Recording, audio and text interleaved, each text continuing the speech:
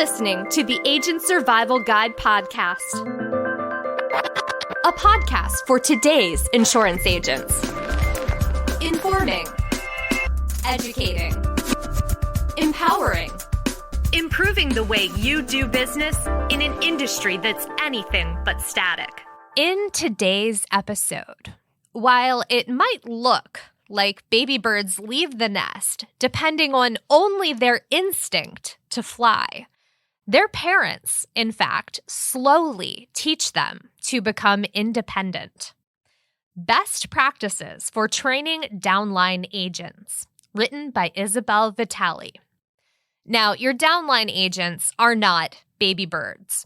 They're likely not your children in most cases. However, they are looking for you to teach them how to soar. They joined the security of your nest or organization for training and guidance, regardless of how long they've been an agent. It's imperative that you prepare them to go out into the world and sell on their own. Since we are an FMO devoted to your success, here at Ritter, we will show you how to help your downline agents fly. Plain and simple, uplines should train their downlines. Intentional training is critical to your agency's success.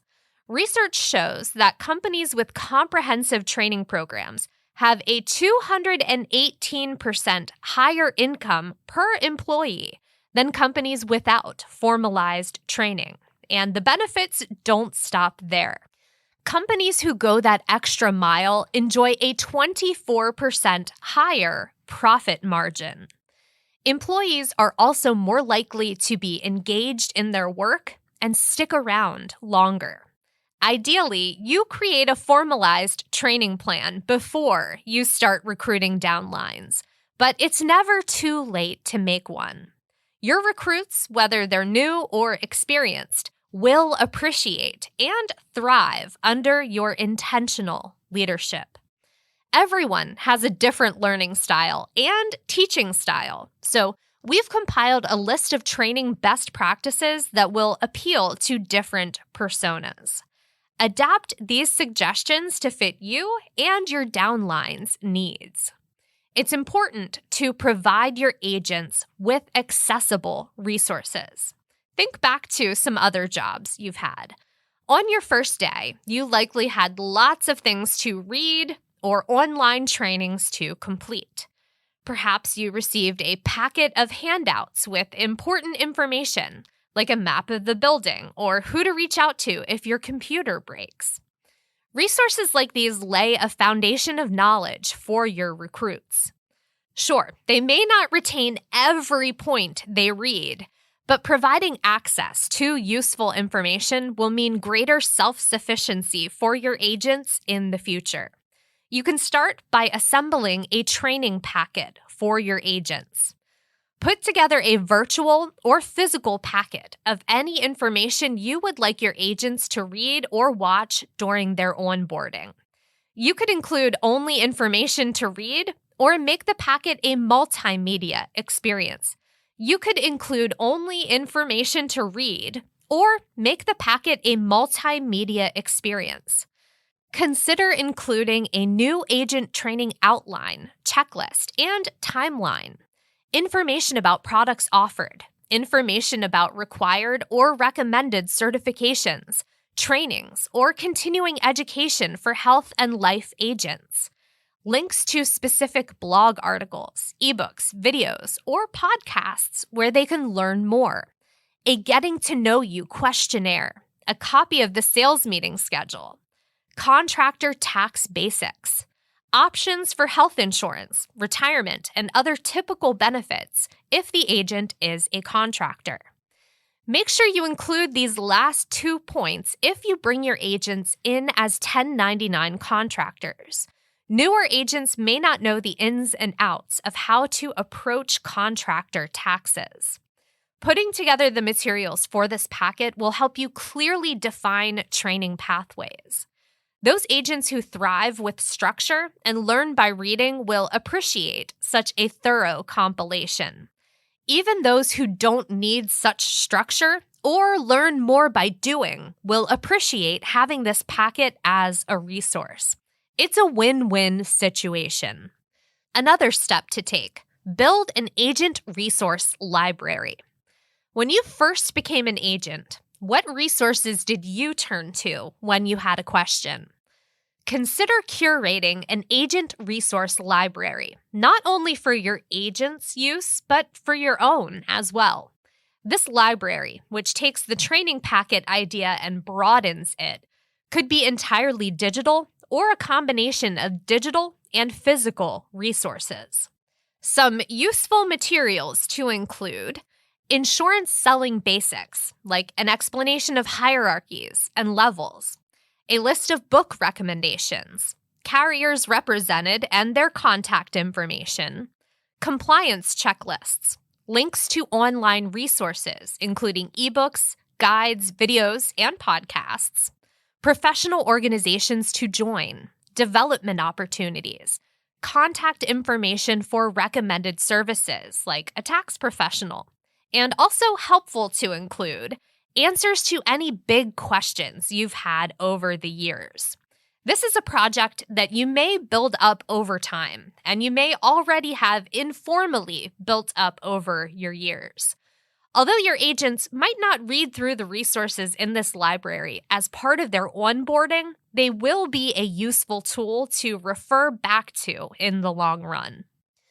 One way to help new downlines retain information is to train through experience. After you've laid a foundation for your agents through resources, it's time to start providing more active training. To learn how to soar, baby birds need to watch their parents fly before they practice themselves. Training by doing is a progression. First, you lead by example while the agent observes. Then they can give it a go. Have your agents shadow sales. Sales shadowing is an excellent way for your new agents to learn useful selling skills without taking away more time from your regular day-to-day schedule. They can shadow you as long as they're licensed and certified for the plan you're presenting. However, you should disclose this situation to the beneficiary and ask for the beneficiary's consent first prior to observation. Accompanying you to appointments, agents will learn not only about selling certain products, what's needed to stay compliant, and how to enroll clients, but also important underlying approaches to selling, like tone of voice, dress, setting boundaries, building rapport, approaching sensitive topics, and dealing with objections. Don't forget to have a structured debrief and time of reflection after the shadowed sales call. This will reinforce what your new agent learned during the appointment, develop critical thinking skills, and encourage active engagement. Guide your agent through a reflection by asking questions about what happened, why they think it happened this way, their opinions, how things could have gone differently, and what they learned. Another great way to practice sales and social skills: role-play sales appointments and phone calls. After job shadowing, your new agent may be ready to step out of the observing role and into a more active one, but maybe not necessarily the real deal. The hands-on learning of role play is paramount to preparing your agent for autonomy. You or one of your assistants could pretend to be a client, and your new agent could run through a sales presentation. Call them on the phone and have them take down all necessary new client information or respond to a complaint. If you already have other downline agents, get them involved too. Make a day of it, order lunch for everyone, and have fun. After your new agent has had some practice through role play, give them the opportunity to lead a sales appointment with an actual client while you observe and take notes. Again, after each role play session or appointment, have a time of reflection to reinforce learning and give space for questions. Provide your honest feedback on their strengths and weaknesses so they know what they do really well and what they may need to work on more. Demonstrate sales tools and technology. How your agents learn sales tools and technology can follow the same progression as learning how to lead appointments and close deals. Start by demonstrating how they work. Then, let the agent take over while you observe. We recommend breaking up any technology trainings over a series of days, since sitting all day in front of a screen trying to learn a new program can be difficult in terms of both focus and retention. Strike a balance between formal walkthroughs of the program and natural opportunities to practice as they come up. For example, perhaps you update all your clients' files in your customer relationship management or CRM software on Fridays. On Thursday, give your new agent a tour of the CRM. On Friday, update your clients' files as usual while the agent watches and you explain what you're doing. Then, on the next Friday, switch places with the agent and talk them through the process. Training through experience will make up the bulk of the onboarding phase, as this is how your recruits will gain the confidence they need to go out and sell on their own. Become a mentor to your agents. Training will be most intensive when your agents first become a downline, but training is not a once-and-done thing. Being a mentor is about investing in your agents for the long term, not just during the onboarding phase. Be sure to check in weekly. Schedule weekly check-ins with each of your downline agents. These will be valuable times to mentor your agents by discussing difficult client cases, ideas for career development, issues with work, and more. Weekly check-ins can be an essential time of learning for both you and your downline agent. Consistent communication is key when operating a busy, healthy agency, so do not skip this important step. There's also an alternative to one-on-one meetings. Perhaps you have too many agents under your wing to meet with them all individually every week. If that's the case, it's time to delegate. Consider setting up a mentorship program with your more seasoned agents mentoring your recruits. In the beginning of the onboarding phase, get to know your new agent so that you can pick out the best mentor for them. The mentor can then become the person your new agent job shadows, practices with, and meets with weekly. Your new agent likely won't need a formal mentor forever, perhaps wanting to become a mentor themselves someday.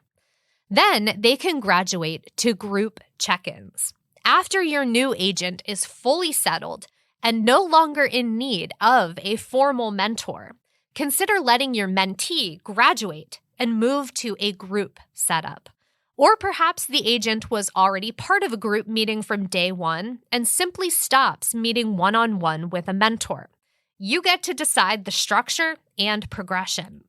A group setting can be a good next step in your newer agent's development, as it breaks the hierarchy of the mentor-mentee relationship and puts everyone on the level playing field of colleague. Speaking of group meetings, we do strongly recommend setting up a monthly group sales call with all of your agents. These meetings can be done virtually and are a great time to discuss what they're experiencing in the field, latest trends, industry news, and other topics. You can also provide kudos to your top-performing agents, encouraging a little bit of friendly competition. Building a mentorship program can be very useful, giving you back more time and allowing your new agent to have focused, regular attention from another agent. It also builds an atmosphere of camaraderie and teamwork in the agency, especially in the group setting. If you're going to go this route, don't forget that your mentors need training too. We have a great episode on building stronger connections with colleagues called 4 strategies for effectively working with a team. That link is in the episode notes, so be sure to give that a listen. Next, always encourage professional development in the workplace. Continuing education is important for any professional to stay current on policies, procedures, and trends, and be reinvigorated and energized. It's also required for health and life insurance agents in many states. Look for events to attend together as an agency, like the Ritter Summits. Consider networking with other insurance agencies in your area. Watch webinars together. Collaborative learning is a great team-building activity, so consider doing some of these activities together.